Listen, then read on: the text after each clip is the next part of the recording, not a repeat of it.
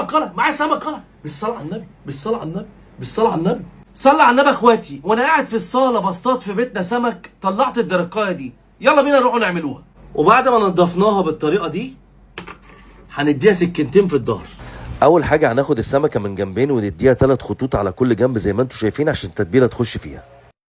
طماطم، بصل، فلفل اخضر، شرايح ليمون، بطاطس شرايح، توم مفروم، ملح وشطه وكزبره وكمون. دي بقى التتبيله بتاعت البصل والطماطم والفلفل وكل حاجه موجوده تحت السمكه.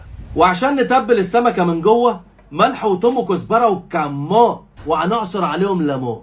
هنعصر الليمون على كل الخلطه دي وندربها كويس جدا، والخلطه دي اللي هنحطها ما بين الفتحات وفي قلب السمكه.